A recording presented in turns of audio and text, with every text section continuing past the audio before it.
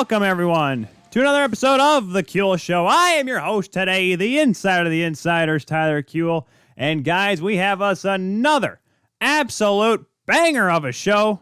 Do kids still say that today, banger? We got a lot to get to today. Not just the Stanley Cup Finals, guys, but the NHL Awards have been announced. And there have been some that I agree with and some that I don't like at all. And don't worry, we'll have someone here to help us discuss that early on and also help us discuss the Stanley Cup Finals. Habs not looking too pretty there, guys. Too bagel right now, heading up to Montreal for Game 3 tomorrow night. Also, some coaching stuff to talk about and a trade. We had an off-season maneuver that involved the team getting rid of a player for draft picks and just about nothing else. But before we get to that, we got to thank you, of course, for watching us here on 12 Ounce Sports. And, of course, if you're on 12 Ounce Sports, that means you're watching us on Twitter, Facebook, or Zingo TV, channel 761. If you ever want to use the promo code to get on Zingo TV and watch for free, that's 12 Ounce. That's the number 1, the number 2, the letter O, and the letter Z or Z for you improper English users. And, of course, as always, we have to thank our awesome sponsors, including MyBookie.ag. Use the promo code 12 Ounce Sports and sign up for free on MyBookie to win and get paid on MyBookie.ag. And, as always, up there in the corner, secondstringleathercompany.com, hashtag crafted from the crease. Guys, they have bath bombs now. You can smell good. You don't smell like a goaltender. Don't worry. I tried the stuff. You actually smell pretty okay. The wife likes it. Your significant other will like it too. Get it there on secondstringleather.com. Now, we're starting this one off strong, like I said, kiddies, because we are welcoming back a member of the Five Timers Club here on TKS. He is from World Hockey Report, where you can catch them right here on 12 Ounce Sports and on your favorite podcatcher as well. Ladies and gentlemen, welcome to the program back, Cody Janzen. Cody, how are we doing today, man? Doing great, Taylor. Happy to be here. Hey, thanks for coming on. Of course, I should probably tell all you folks at home, I was actually on World Hockey Report yesterday. Cody Janzen was kind enough to risk the show's reputation by bringing me on for a few minutes yesterday. And as far as we know, the show is okay. No FCC guidelines broken there. But Janner, you and I talked yesterday before Game 2 last night. Habs kind of got out-habbed in Game 1. Game 2, though, a much better game out of Montreal. Unfortunately, 2 bad giveaways, and unfortunately, some guy by the name of Andrei Vasilevsky got in the way of the Habs last night. He was phenomenal. That was, just a great goaltending performance on both ends, and I get it. The goals that they allowed were kind of stinkers. It was a double deflection on Vasilevsky. I think Price wants that first one back as well. But again, it was a great goaltending battle. When you look at Tampa Bay, everyone goes to the shots being like, wow, they only had like 20-ish shots. That's not that impressive. But their grade A scoring chances were still up there. So it's a good series. It was a good game too. And again, Montreal, if they capitalize on some of those chances, if they get an extra lucky bounce here or there, it's a 1-1 series. Instead, Tampa Bay, they're able to kind of out-hab the Habs, and they're up 2-0. Yeah, I mean, looking at the shots last night, to your point, they were 43-23 in favor of Les Habitants. And I just remember saying to myself at one point, I looked at the wife, and I'm like, they're out shooting them. I was thinking it was like a 3-1 margin in that second period. And I'm like, holy cow, they have this game in hand. And then the Blake Coleman goal. Give us your thoughts on that play. Obviously, it's a great play by Gaudreau, a great effort by Coleman deflection. And maybe it's just me being a goaltender, and you see it too there, Janner, I see Ben Sherratt's pinch at the blue line. That's what I see on that play. It hurts, obviously, but again, that's one of the best playoff goals we've seen in a decade. True. I put that up there with some of Crosby and Malkin's in their prime.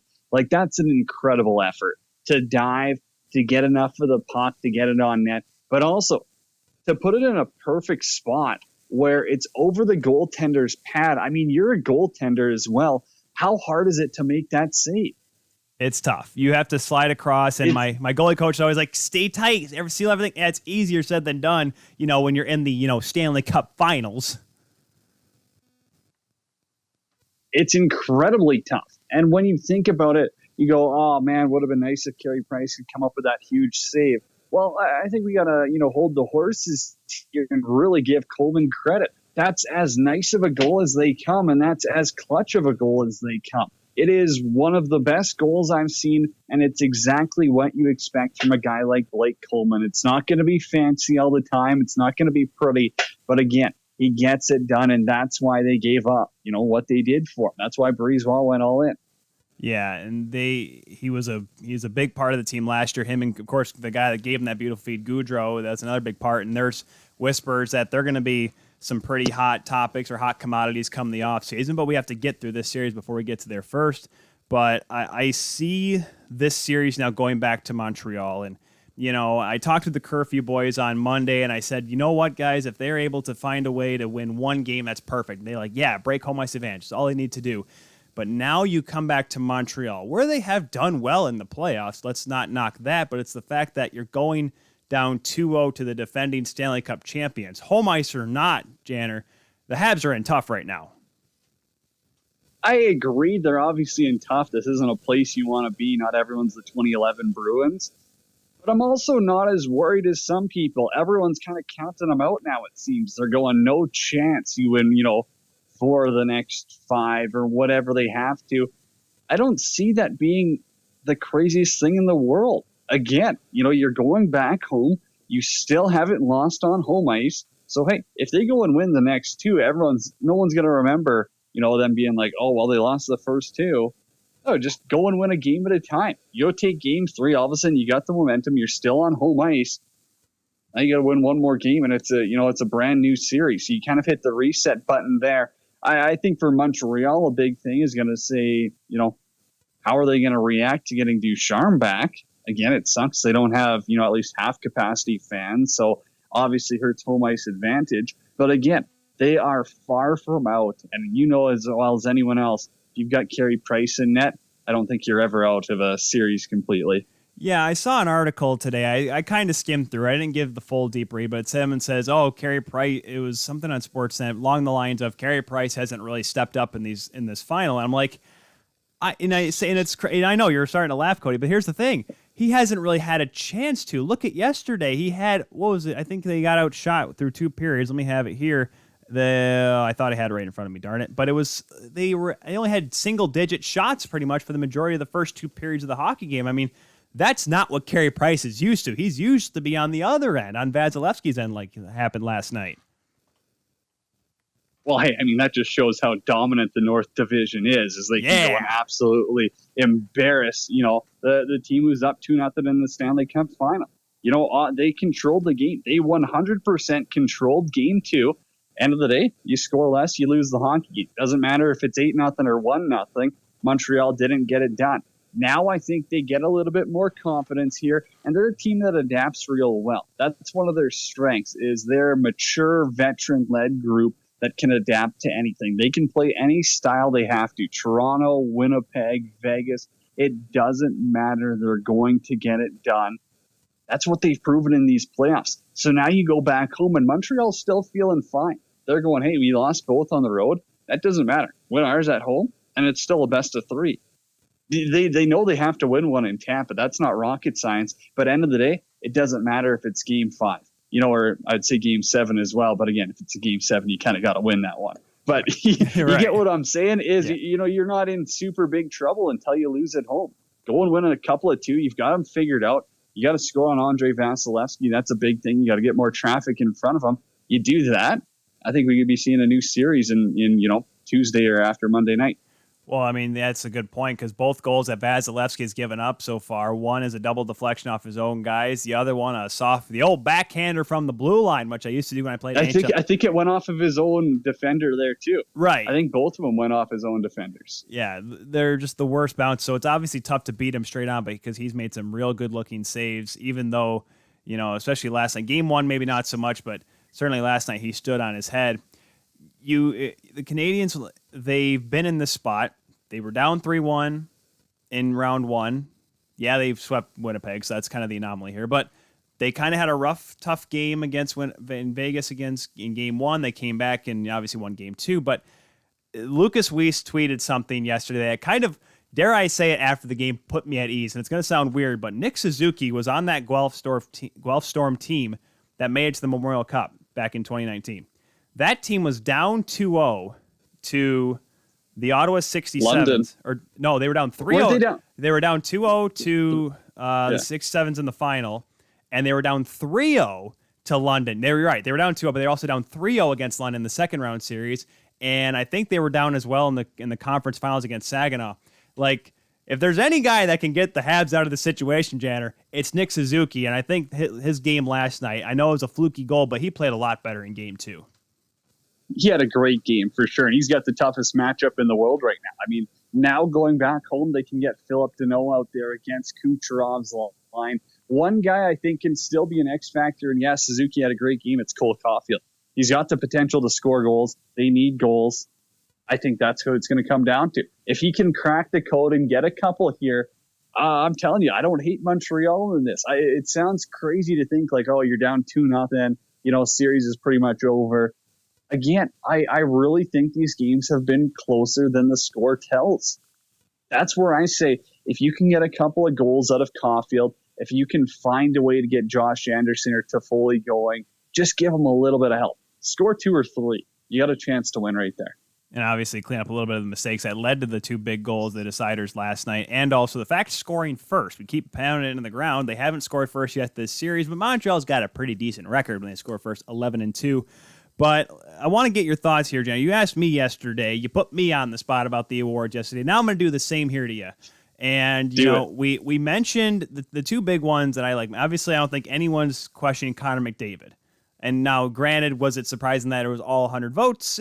People have gone back and forth on that. But I got to get your take on the Vezina, because I told you yesterday on World Hockey Report that I thought it was Vasilevsky all the way through. Fleury gets it. I said deservedly so. He's had a great season, but I still think it could have been Vaz. And you know what? The Norris. Adam Fox wins it, but it's like, okay, let's go on the Vezina track first. Flower finally gets a Vezina. What do you think? Well, yeah, I guess starting with the Vezina there, Fleury deserved it. He had the best regular season. Is he the best goaltender in the NHL? No. Is he the first guy that, any GM's choosing? No. But for regular season expectations, Fleury knocked it out of the water. And I think a lot of that is what it comes down to, where Vasilevsky's expected to do what he did. Marc-Andre Fleury isn't. This is a guy who Vegas was trying to pay for teams to take, less than a couple of years ago. So for what Fleury did in the regular season, definitely impressive on, from my end, from my point of things. Moving over to Adam Fox, this is where it really gets me for the Norris. Is this just a point competition? Because if it is, just look at the stats, look at the analytics, and pick the guy beforehand. Because if this points. If this is for an actual defenseman, Tyler, I mean, you've played the game. You know what goes into defending. It's not just about putting up points. That's not all of what it is to be a defenseman. No, to be a defenseman means to do things at both ends of the ice, to be responsible, to play in all situations. Adam Fox doesn't do that. Victor Hedman is the best defenseman in the NHL. He had the best season in the NHL because he is the best. He does it at both ends of the ice. Adam Fox is a fancy player. He's a very, he's got that little bit of razzle-dazzle to his game. He'll put up points. He'll put up good numbers. But, I mean, you're off your rocker if you think that, he was the best defenseman in the NHL this year. Yeah, I was listening to 31 Thoughts the other day about it, and I'll probably touch on this a little bit more, but it's the fact that it's the first time that a Norris Trophy winner has ever won when his team didn't make the playoffs. And I think that if you're the best defenseman in the league, you should be able to play on a team that, makes it to the postseason. And especially with the Rangers. I mean, yes, the Rangers are close, but I still think Adam Fox wasn't the best. There are some people that, they gave the reason why they voted for him, but I'm like, yes, he's a defenseman that scores, but listen, if he can't play defense, he can't play defense. It's straight disrespect to the defensive D-men in the league. Because look at these D-men who got these teams to the Final Four. None of them were straight flashy offensive players. Vegas, Montreal, Tampa, the Islanders. Outside of Hedman, I would say is probably the best offensive D-man out of the four. I'll get it. Pietrangelo is great as well. But those guys are so well-rounded defensively that we wouldn't consider them offensive specialists here. Yeah. So, if you want to categorize it as the best defenseman in the NHL, it's a joke to give Adam Fox the Norris, in my opinion. It's just a point competition at this point. Do you think, last question before I let you go here, Janner, do you think they should create an award because I've seen in other sports they have like offensive defensive awards or whatever. Do you think there should be in the NHL to completely disintegrate this back and forth argument of is it a points trophy or is it not? Give like there to be an offensive defenseman award compared to, because I think they do that in junior hockey, I think that's what they do in the OHL at least. Do that, and then you can give the Norris actually the best defenseman, i.e. a guy like Mark Giordano, who is not a flashy scorer, but he's a pretty good defenseman. Oh, I think the awards are a joke in the first place, and I think most of the players will tell you about that too. They really don't give a damn about any of the awards. Here's the reason why, and I get it. Say what you want about the Professional Hockey's Writers Association or whatnot. They're great writers. They're great at their jobs. No one cares about their opinion in the voting world. That's as simple as it comes. If it's coming from the Hockey Hall of Fame, look at the people who are voting, or getting the introductions. Look at the people who they're joining with. They really don't care about it. So to expand, I think that's worse. I say let the players vote. That's what means something. Let the players vote on who they think is the best defenseman. Let them vote on who they think is the best forward, the MVP, the Vezina. That'll give it some credibility, in my opinion, and a lot more than what the NHL is doing right now. I don't know if you saw the first and second team All-Star ballots, but I mean, that's a joke. It's absolutely embarrassing that those are the players they choose on your first and second All-Star teams when, Leon Draisaitl, clearly one of the best, forwards in the game. Somehow he's not even a second team All-Star in the NHL. Are you kidding me? I don't know. I've got so many issues with the awards, so I'm glad you teed me up. I hope I don't get you in trouble or anything. But again, they got to fix the system. Don't you worry, Jenner. I'll probably get into it there in the second half of the show when I go on Instagram Live and make everybody mad and probably break some social media platforms. Hey, you know what? Maybe I'll get on with that TikTok guy that they got. Maybe if I put it together, a great opinion there, Jenner. Okay, so are you a TikTok guy? Because I posted something about this. I don't know anything about this kid, and it was just straight heat. I know I said TikTok. Something super inappropriate online. Yeah, he dropped the F the Habs thing on there. I'm like, okay, and I know of TikTok. My brother does his thing with his girlfriend. My wife likes to watch funny videos, and she insists I watch them. And everyone's like, you got to get on TikTok if you want to be a social media giant or whatever. And I see some like, I've been thinking about it, but I'm like, when the NHL hires this a person I've never heard of before, first of all, I'll make that clear. Like, let's put it this way. I've heard of Jake and Logan Paul before, when they were doing YouTube things and then they became influencers. I've never heard of this person. And he just goes on, like, the first thing he does for the NHL, he's in a Bolt sweater and he drops F the Habs. And I'm like, thank God, though, Wes McCauley's not calling the Stanley Cup final. But you know what? We got this TikTok guy here to make everything better. What is going on?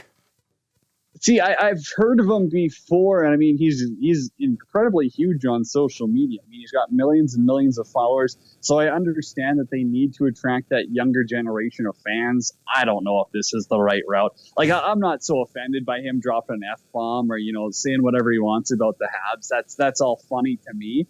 But at the end of the day, it's like, what are we doing here?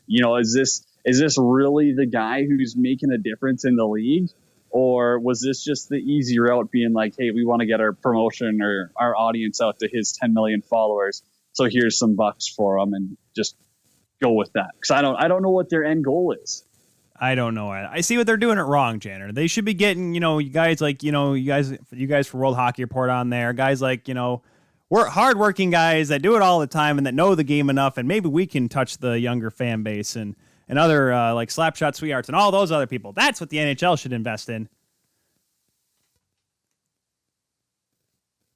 So I get what you're saying in a sense of there's better people out there, but is there better for what they are trying to accomplish? Because for my opinion, the NHL's downfall right now is they can't attract the young audience. The young audience is going elsewhere, where there's more personality like the NBA, where there's more attention like the NFL. So the NHL is going, how can we make our boring athletes get more attention? So you go to the community that's got the largest following right now. I think TikTok is one of the biggest platforms. I don't have any facts to back this up, but I think TikTok is one of the biggest things going on right now. And you go, who is a young white male, not to stereotype, but it is to stereotype fully, who can we attract our general audience through at the highest capacity?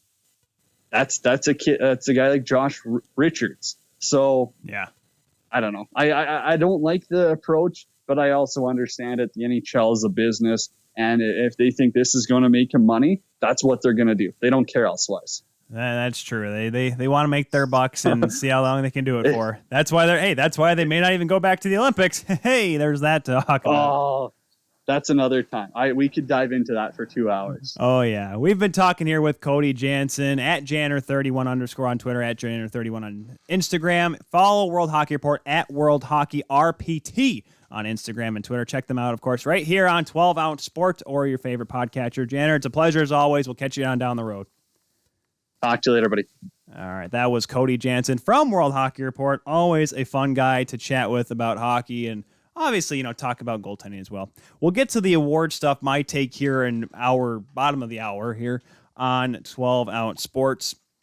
And of course, guys, if you just caught the end of the interview and you missed the first half, it's okay. We talked about the Habs and the Bolts, but make sure you check it out, though, later on. Because obviously, this is not going to be an out-of-date episode after the day after the show is done, because Game 3 is tomorrow night at 8 o'clock. Friday night hockey on NBC NBC and CBC, because the Hockey Night in Canada doesn't have to worry about battling with anything else out there in Canada. I mean, there's big stuff going on. I'm not saying there's nothing going on in Canada. I'm saying the Stanley Cup Finals take precedent over other not really important sports. I'm just sorry. When you lose to the Olympic trials, I'm sorry. Not the Olympics, the Olympic trials. But that's neither here nor there. That's not for me to discuss. By the way, happy Canada Day to everybody.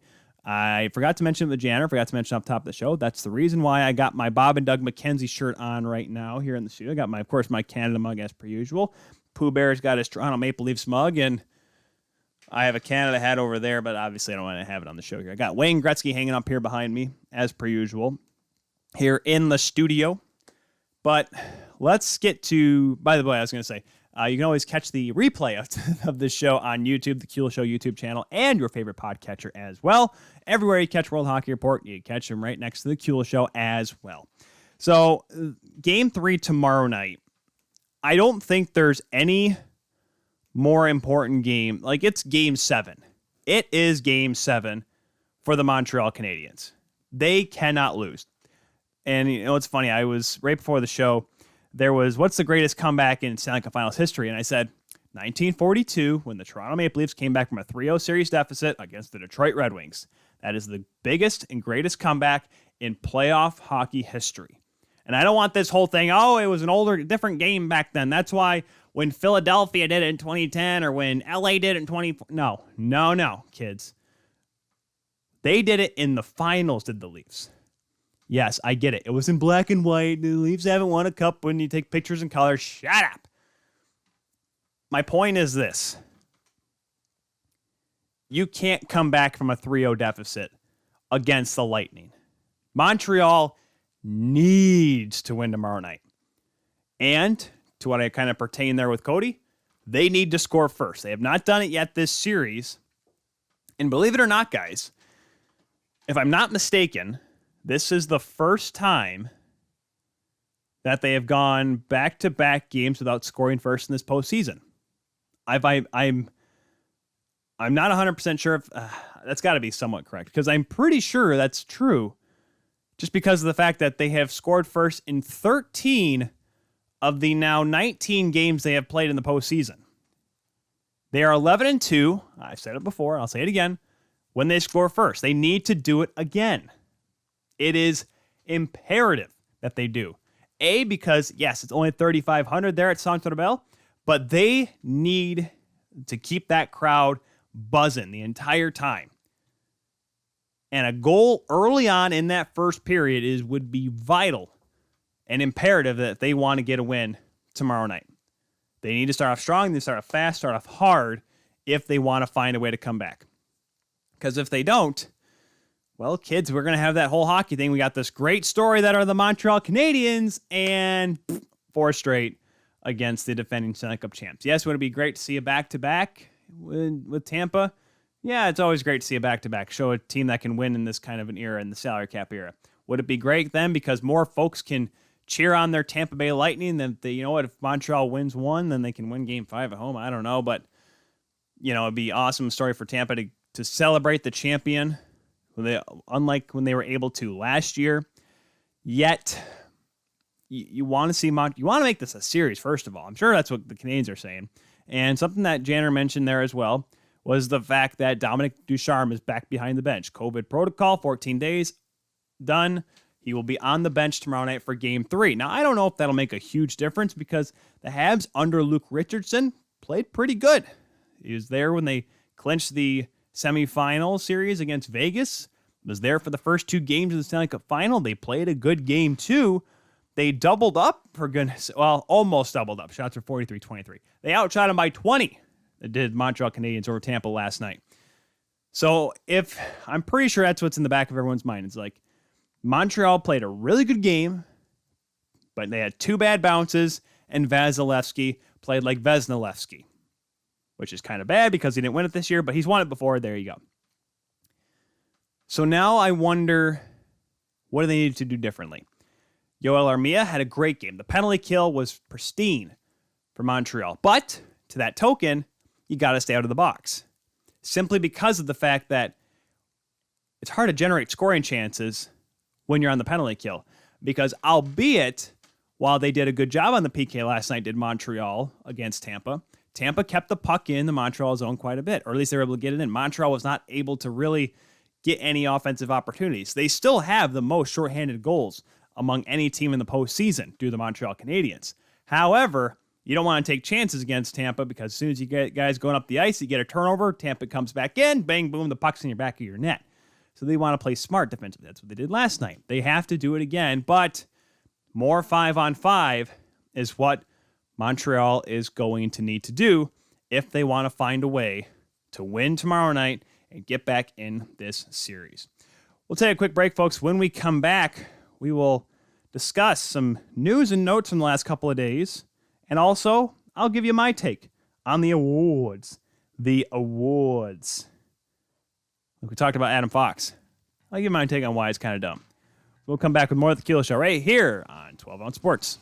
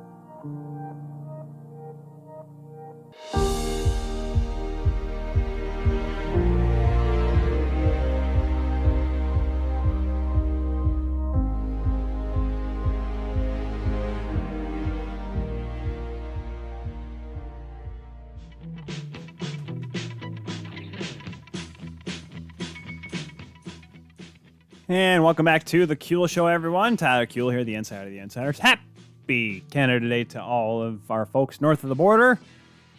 Celebrating, and I celebrated a little bit earlier, my Timbits. I will say this, though. A little bit of a bummer in the Kuehl household. Former co-host Alex Kuehl and I, for the last... Gosh, I think we did one in 2018. For the last 3 years before this year, we had done a Canada Day Classic, a little golf showdown, head-to-head showdown. And I've won the last 2 for sure. The first year, I think we played at Graceville. We didn't really keep score, but because that's how bad we were. But usually we have it on Canada Day, but unfortunately, I work in the morning now, and he works at night now, so it doesn't really work out for us. But we are going to play Saturday. So we may do some fun stuff on Instagram for you kids, at the Kuehl Show on Instagram, by the way.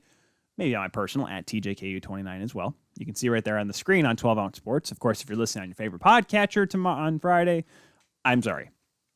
But there will be a Canada Day Classic. It will not be at the usual course we played at. It's called Maple Hill Golf Course. Because, hey, Maple Hill, Maple Leaf, Fortunately, that course is always packed on a Saturday, so we're going to go play at a course at nearby Grand Valley State University. It's called the Meadows. Always driven by it, always wanted to play it. Found a good deal for Saturday morning, thought, perfect, we got it. So that's what I'm doing on Saturday.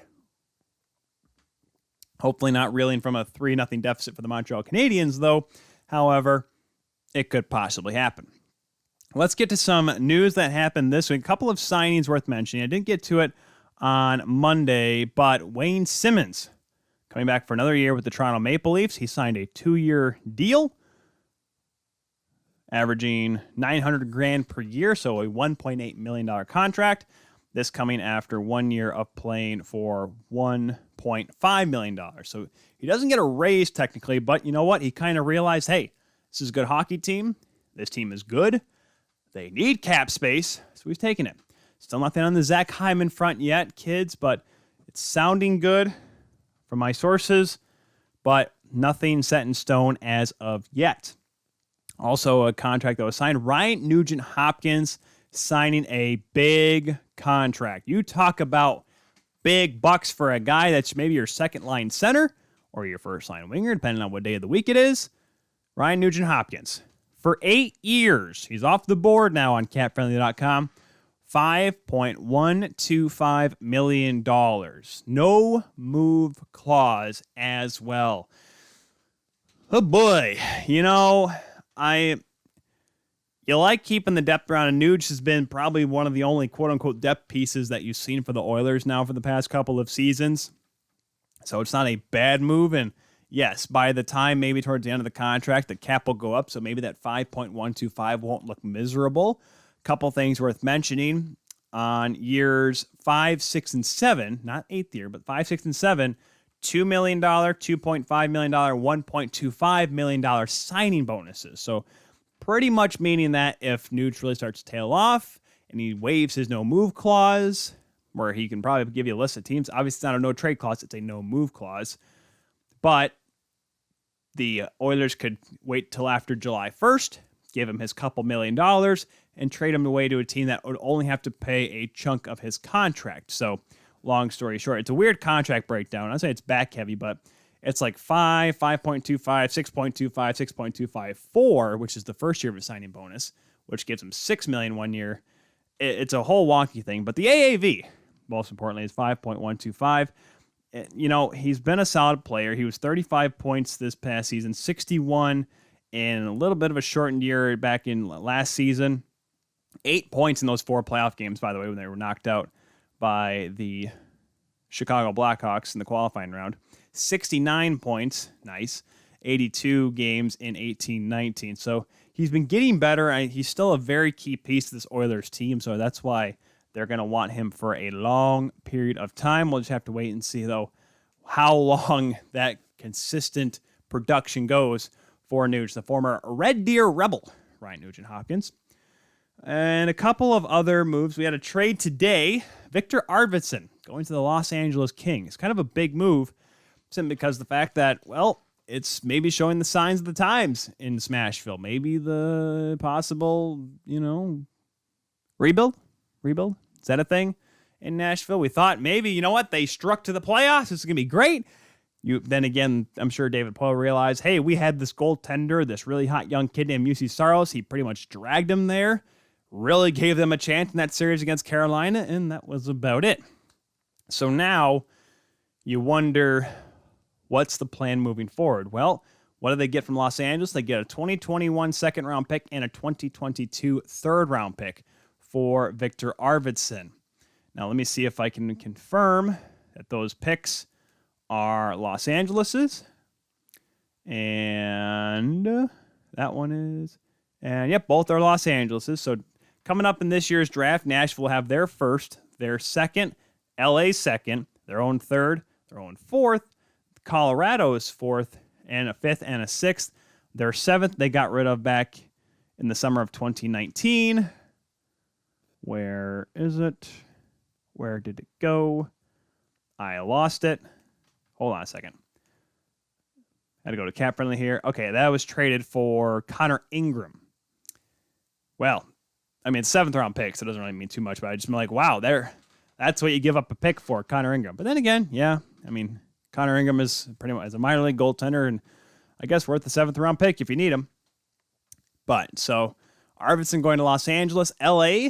They were a team, despite the West seemingly pretty top heavy for the most part, which deservedly it was. LA was kind of in there for a couple weeks. They were in the round of the playoff spot, creeping up there towards the top 3, believe it or not, before eventually tailing off and going back down in the lottery situation.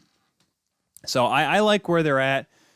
Los Angeles, they added a guy like Victor Arvidsson, who just hasn't really been able to find consistency. But then again, the Preds haven't either as a whole. So maybe he'll get a fresh start there. And you know what? Nashville may be heading in that direction where they're looking at moving things around. And now, do I say this is a team that could do a quick retool? I don't know. I can't say anything. But that's all we know regarding Victor Arvidsson and the Nashville Predators. Now, the kind of a cool story. We'll get to the coaches here in just a moment, and the awards here in about 5 minutes or so. Jonathan Toews back on the ice with the Chicago Blackhawks. Now, I don't have the virus that he had right in front of me, but give me a second here. Let's see if I can quick pull it out here. Because when I heard about it, because that was the big story, that Jonathan Toews was out. And I remember everyone, I don't want to say they were panicking, but everyone was very confused when he just didn't show up to camp, didn't want to play. And, with I don't say the fluidity of everything or transparency in today's game, but a lot of, you kind of find these things out. But we learned that Patrick Kane, I think Stan Bowman, and Jeremy Colleton, maybe Colleton was involved, but there was only a few players that knew what was going on. A few people within the organization knew what was going on with Jonathan Toews. So that said, let me see if I can go back to the article here from The Athletic. I had to quickly try to log in while I was talking there. And let me just refresh the page here. There we go. He had, let's see if I can find it. Have to scroll down a little bit here. So the thing was, he had an illness. He felt awful. His immune system was shot. Oh, darn it. I had it right in front of me. I thought I did. Okay, so long story short, Jonathan Toews, he felt fatigued. He felt this, he didn't feel the best. Oh, here we go. It was chronic immune response syndrome, which, according to The Athletic, is an unspecific diagnosis from his 2 doctors. And pretty much what it does is it drains your body. Your immune system just sort of fails. And so he couldn't recover, couldn't be healthy. Therefore, even in a shortened season, couldn't really play. So it's good to see him getting back. It sounds like he's going to be healthy for next season, which is why he took this year off, which is important. Good to see him back on the ice. We'll see how he does on the ice. Obviously, Chicago is a team that, it seems like they're in a little bit of a transition as well. They were a team that was kind of sort of towards that Central Division battle before they started to tail off. Maybe a little bit of lack of depth hurt them there. And now we're getting word that Duncan Keith wants to go to the Northwest because he has a kid up near BC and he wants to be closer to home, whether it be left open for Seattle, get traded to Vancouver, what have you. Long story short, Duncan Keith is going to be moving out of Chicago here soon. And Elliot Friedman says the Blackhawks want to do that. They want to do right by him because Duncan Keith, who is going to be a Hall of Famer, he is one of the best defensemen. He's a Conn Smythe Trophy winner, for goodness sakes. I'm excited to see what they do for Duncan Keith and where he ends up. Coaching talk here. Don Granato, the interim tag. This was before Monday's news. Unfortunately, we couldn't get to it. It's so much other stuff to talk about. Donnie Granato staying the head coach of the Buffalo Sabres. This coming after they ripped the interim tag off. There were, questions on who it could be, who possibly could take the job, and it just seems like Kevin Adams says, you know what, the boys are playing for you, Granato. They played a little bit better down the stretch at Buffalo. Obviously not good enough to really turn around the disaster that already was the first half of the season. However, there's a little bit of sign of the times, and maybe Granato, similar to a Jim Blashill situation. Jim Blashill situation in Detroit. It's more or less, hey, you know what? We're not going to be good. We're probably going to, falter. We may not make the playoffs for a couple more years. Let's just keep you around, keep the kids developing, and we'll get better, and we'll see what happens in a couple of years. So Don Granado is still going to be the coach for the time being.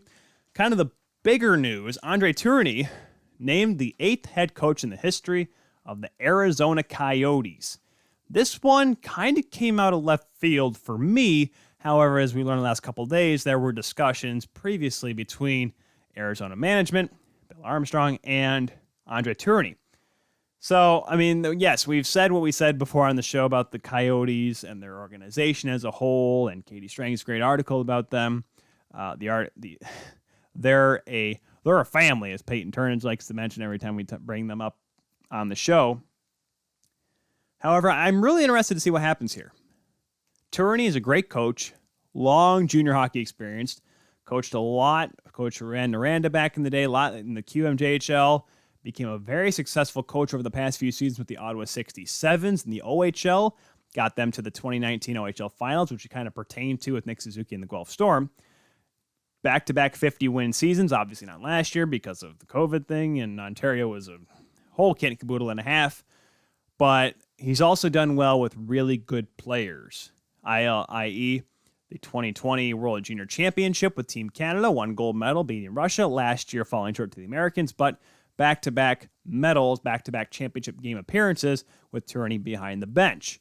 He has NHL experience in his back pocket, assistant coaching jobs, albeit. Coached 2 seasons with the Colorado Avalanche with Patrick Waugh, was there also for 2015-2016 with the Ottawa Senators.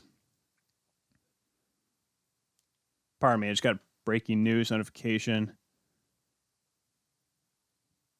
Okay, sorry. It was completely different. It was a breaking news story that I thought was related to hockey, but it was not. And so anyways, back to the story at hand. This is a hockey club that went from, hey, this team could do something in last year's playoffs, to, oh boy, they can't seem to really get anything going consistently, falling out to the St. Louis Blues, and we saw how that went against Colorado in round 1 this year.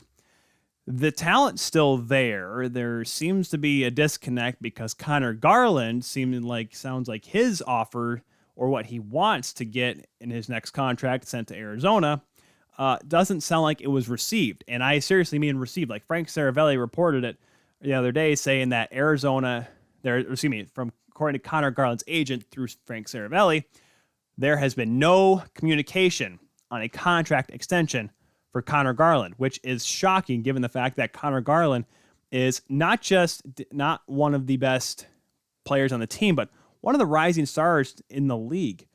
And as I go to he is an RFA, so this sounds like it could be a trade involved for Connor Garland. Now, yes, this would imply that they trade him and the team would have to want to sign him. Now, here's the crazy thing in this. Connor Garland is a great hockey player, and his value could be high, but if you're a team that sees that you can trade it for a player that doesn't even have a contract, that just shows that the team wants to get rid of him. And you can pretty much lowball the bejeebus out of Billy Armstrong. You could almost fleece him like Kevin Adams was taken away by Don Sweeney. Like, that's how bad it could be here for the Coyotes if they don't try to really sweeten the pot somehow. But the question is, if the Arizona Coyotes want to stay competitive, what are you willing to give up? Obviously, got Clayton Keller signed for a long time. You got one more year of Phil Kessel. Christian Dvorak signed through 2025. Nick Schmaltz is there for $5.85 for another few years. Obviously, Ekman Larsson's there for a long time. He's off the board on Cap Friendly. At least Cap Friendly now has like the little arrow that tells you, hey, the contract goes off the board and it goes longer. Yeah, you got Jacob Chikrin, but of course, Arizona has a lot of defensemen they need to sign. They have Jason Demers, who's an UFA, Jordan Nusteler, who is a UFA, Alex Goligoski is a UFA, Nick Jalmerson probably won't get re-signed, but they need to add more pieces to the back end. Antti Ranta, one of their goaltenders, is an unrestricted free agent. Aiden Hill, who had to play a lot as Kemper and Ranta kept getting hurt last year. He's an RFA with arbitration rights. Darcy Kemper's your only goaltender as you sign through one more year. So there's a lot to consider here for Arizona, but I'm just saying, if you have an RFA, you can literally sign him and maybe trade him away and get value for it. Or if you just show that you're trying to give away an RFA, you're not going to get the value that Connor Garland is worth. That's what I'm trying to say here, fans, for all you folks that are Arizona Coyotes fans. So it'll be interesting to see what happens there. So, good Lord.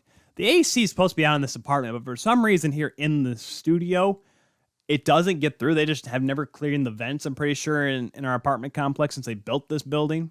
So whenever there's sun outside, like I had the shades. I mean, you can see the light coming in through there a little bit, but there are shades over there, and I got the light beaming in on me here. It's just making everything hotter than snot. So let's get to awards talk here to wrap up today's program.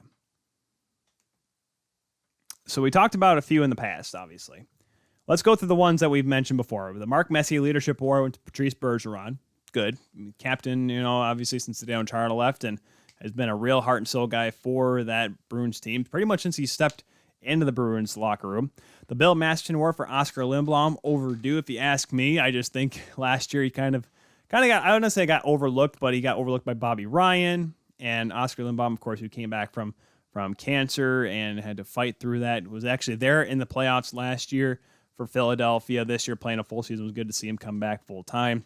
King Clancy Award for service member for being, service to the community. Pecorino gets that award, which is awesome because he may not be a Predator next year, but still it's good to see him get recognition he deserves.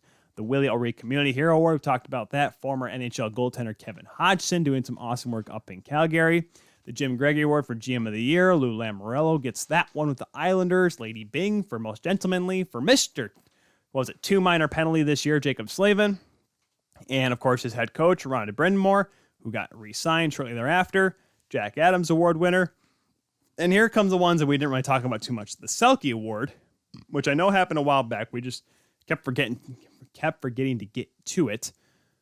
Sasha Barkov gets the Selke Award. And he's been a guy for the past couple of years. It's been in the conversation for the award for best defensive forward.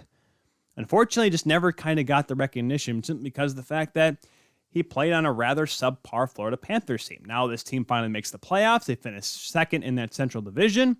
And all of a sudden, he kind of gets a little bit more notoriety for it. And that's what happens, kids, when you make the playoffs. People forgot that Jose Theodore was a goaltender, but boom, they win the division in 2012, and Jose Theodore is a great goaltender again. That was not the case at all. As we found out in that postseason. They lost to New Jersey in round one. But, a fun guy to watch. And, we mentioned when we talked about Carter Verhaeghe with Todd Little from Little Box Stats on SB Nation. He made a real good point that Verhaeghe, is a good player, but Sasha Barkov just makes players around him that much better. And he's obviously incredibly reliable in his own zone. He plays well off the puck. If he played in a bigger market. Now that's one of those things. How many players throughout history of the game could you say, well, if he played in a bigger market, he'd be more notoriety, he'd be a legend. Sasha Barkov is probably this day and age Marcel Dion. Dare I say it? Because remember Marcel Dion? Well, for those that don't, he only scored over 700 goals in his career, never won a Stanley Cup, was part of the Triple Crown line. Him, Dave Taylor, and it's not Charlie Simmer, is it? I think it was Charlie Simmer with those LA Kings teams. Triple Crown line, LA Kings. It was... Come on, where is it? Triple Crown line, Marcel Dion, Dave Taylor, and Charlie Simmer. I was right, Charlie Simmer. Two decent skaters and Charlie Simmer. That was that line, the Triple Crown line in Los Angeles. But that's the thing with Sasha Barkov is that he's really good, and it's just unfortunate that he plays for the Florida Panthers, a team that's not been good for the majority of his career, but he's always seemingly been a guy that's consistent and consistently good as well. Now let's knock out the Calder Trophy here. No surprise to anyone. Despite Jason Robertson for the Dallas Stars having a great year, Kirill Kaprizov. My goodness, if there's a guy that burst onto the scene harder than Kirill Kaprizov for the last couple of years, I don't know who. Because it's not just the fact that he led the NHL in rookie scoring with, 51 points. So almost a point-a-game player in his first albeit abbreviated, full season in the NHL, first season in the NHL. 27 goals, which also was most among all rookies. But it wasn't just that. It was the fact that you noticed him. Guys put up 20 goals and they don't realize it. You don't see him kind of on the highlight reel. But Kirill Kaprizov is fun to watch. He's entertaining. And dare I say it, made the Minnesota Wild, of all teams, fun to watch. I like to keep tabs on them, but boy, they were fun to watch this year because of a guy like Kirill Kaprizov injecting that excitement into that locker room and into that team. And now you only hope and pray that it continues on. There was rumors that he was going to go back to Russia. I hope those aren't true because that would suck if Kaprizov does not stay with the Minnesota Wild because he is such a good player, such a fantastic hockey player. But, man, if he doesn't come back, it'll be tough. Apparently, his extension talks have gone cold. That was his last year of his contract. Currently in Siberia right now. It'd be tough if Minnesota Wild lost him with how good as he was. Wouldn't that be just a great flash in the pan, one hit wonder? Man, that would be interesting to see how bad. Oh, speaking of TikTok, there's a new video. Commissioner Gary Bettman answered fan questions with TikTok star and NHL special advisor Josh Richards. I'm not going to watch that. I'm going to save myself the humiliation. I'm going to go have poutine after this. Just a few minutes left here. Quick to go through. Talked about Vezina with Marc-Andre Fleury. So deserving. I get with Janner and everything about that. Absolutely wonderful. Great. I just realized I wasn't on Instagram Live. It's okay. Nobody would watch anyways. Let's be honest.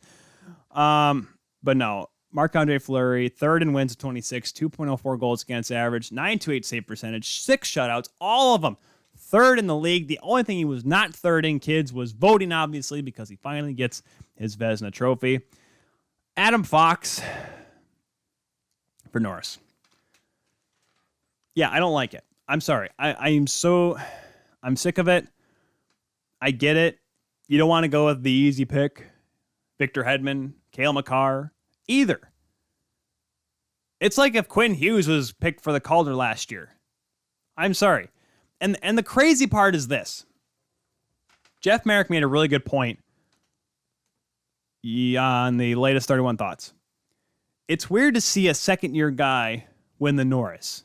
And he said that. I'm like, but would you voted for Cale Makar?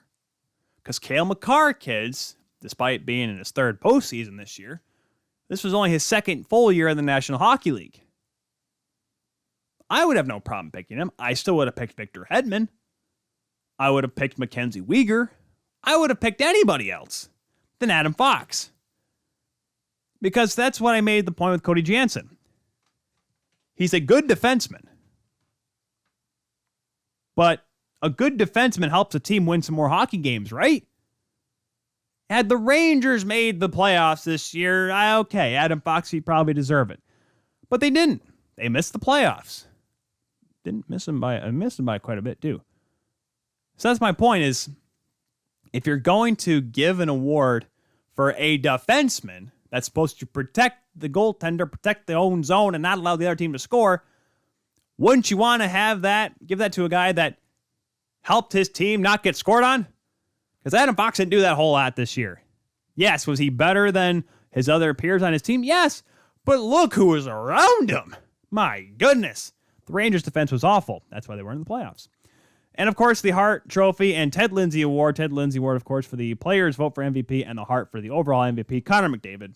And nobody is knocking that one darn bit, kiddies. 105 points in a 56-game season. And I think he was averaging, 2.5 points per game, like in the last 7 or 8 games of the regular season. Yes, the playoffs didn't go so well, but these awards are not for playoffs, hence why Connor McDavid was the MVP. The Conn Smythe Trophy is for the MVP of the playoffs. That'll be determined after the finals. So it's an easy pick there for McDavid. He is the best player in the world. I would still pick Sidney Crosby on my team over him because Crosby knows how to win right now. Anyways, so that is it for this Thursday edition here of the Kuehl Show. Game 3, like we said, tomorrow night. 8 o'clock puck drop in Montreal. Big party outside the building because you can't have a big party inside, according to Quebec health officials. So that'll be an interesting one. Montreal trying to get back in the series. A must-win game indeed. for les habitants. Make sure you follow us, of course, folks, at The Kuehl Show on Twitter, Facebook, and Instagram. And, of course, if you couldn't catch all today's episode, that's fine. Check it out tomorrow on the Kuehl Show YouTube channel or wherever you listen to your podcast. We'll be back Monday, getting you ready for Game 4, because they take Saturday and Sunday off. Be back Monday for Game 4 in Montreal. We'll see how it goes. Hopefully, we're not talking about a possible sweep, because that'd be kind of boring, right? Nobody wants that. We want to see a full 7-game series here in the Stanley Cup Finals. That's what we need in this world. We need more hockey. I'm Tyler Kuehl, the Insider of the Insiders, at TJKU29. Be sure to follow us, like I said, at The Kuehl Show. Use the hashtag TKS. We'll see you Monday on The Kuehl Show here on 12 Ounce Sports. Goodbye.